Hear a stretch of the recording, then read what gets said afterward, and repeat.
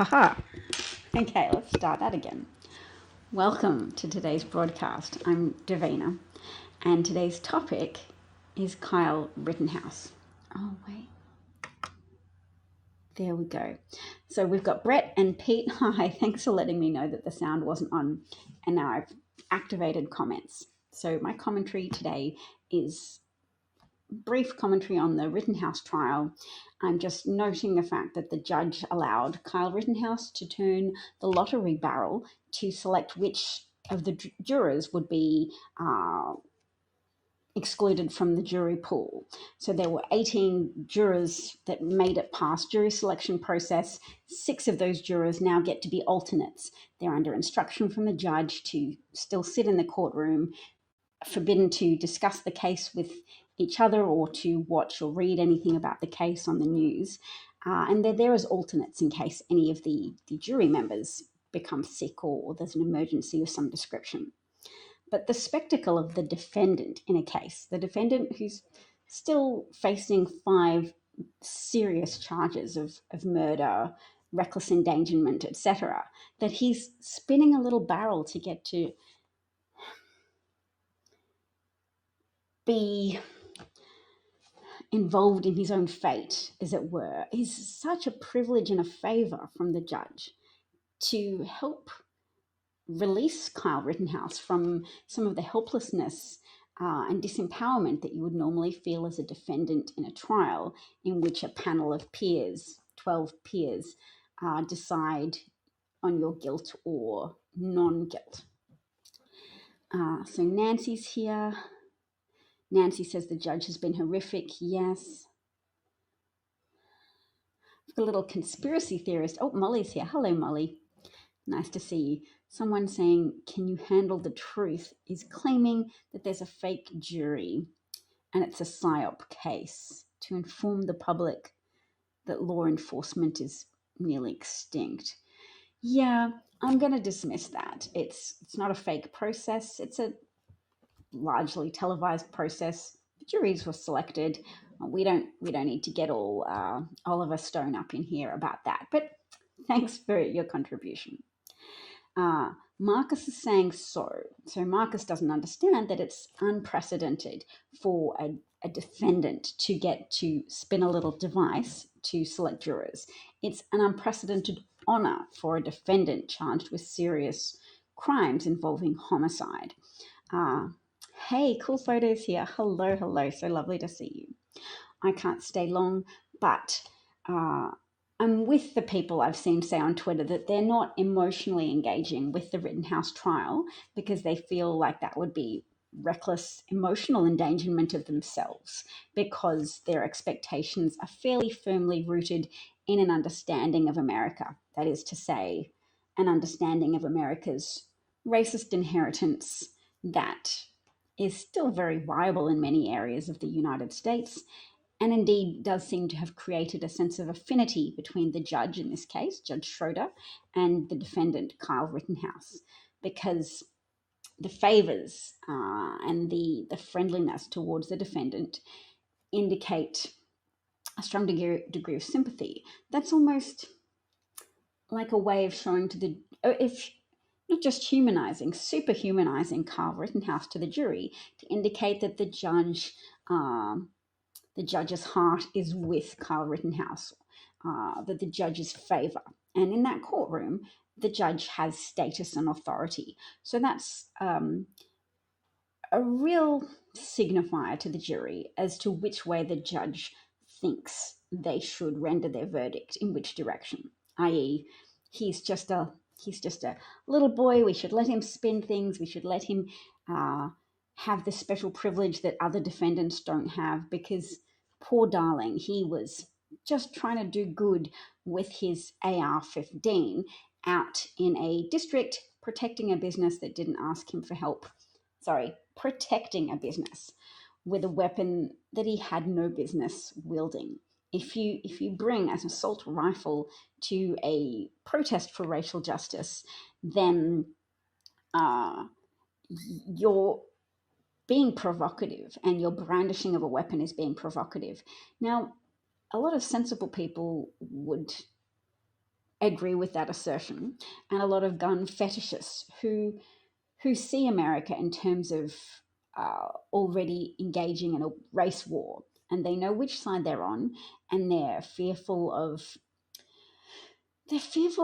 what they perceive to be justice. They're fearful of a diminishing favoritism being exerted on behalf of white people.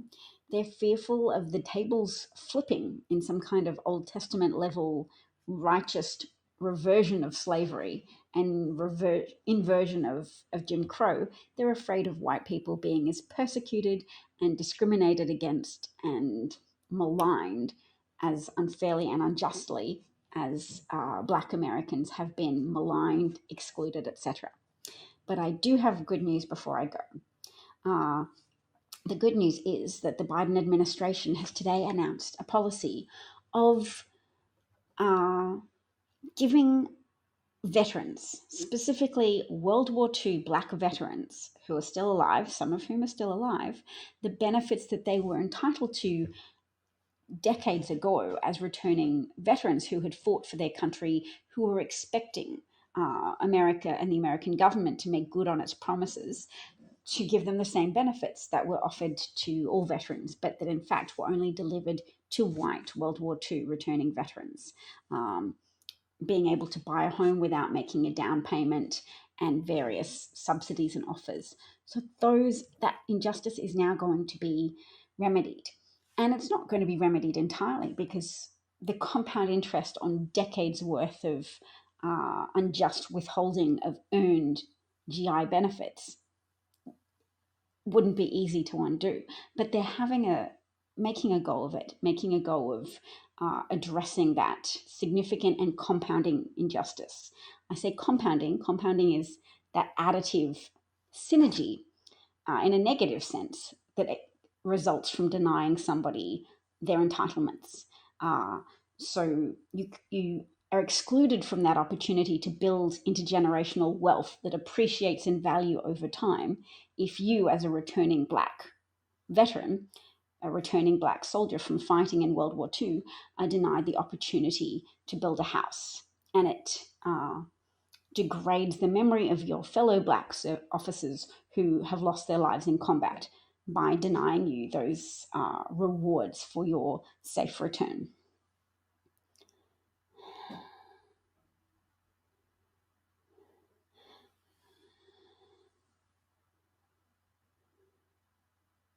So in the comments section, Brett says he missed that accent. That's lovely. Yes, cool photo noticed that Carl Rittenhouse was underage and in another state.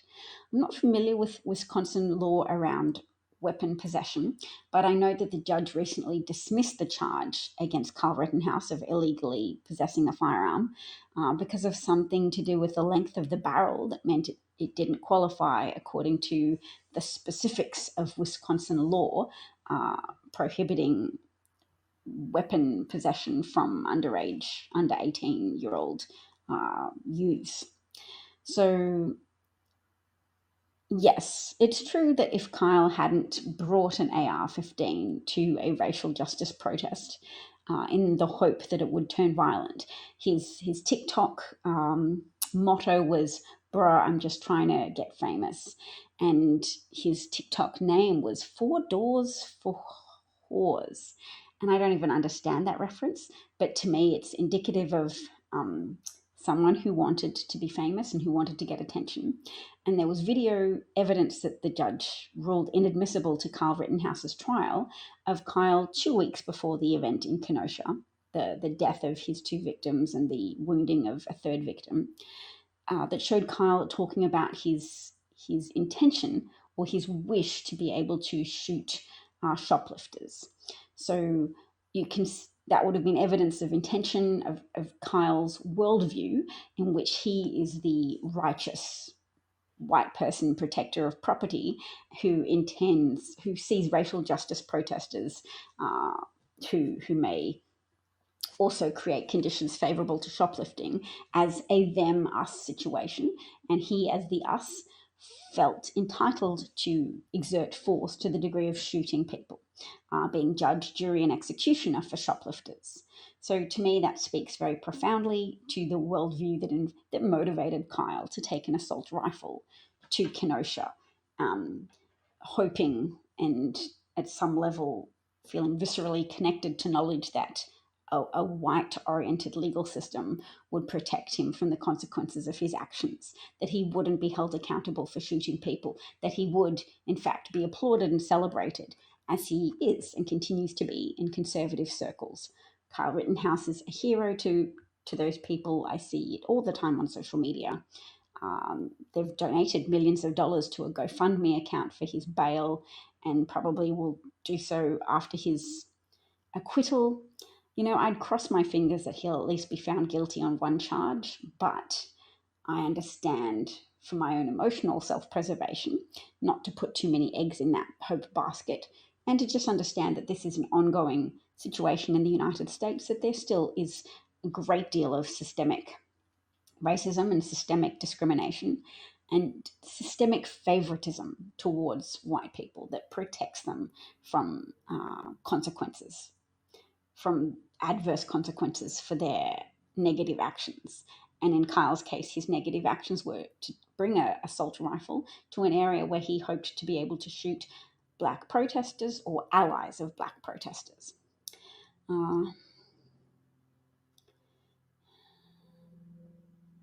Yes, Carl Rittenhouse, I think there was evidence that he called out friendly, friendly, friendly as he was being chased by his first victim, who he then shot 4 times.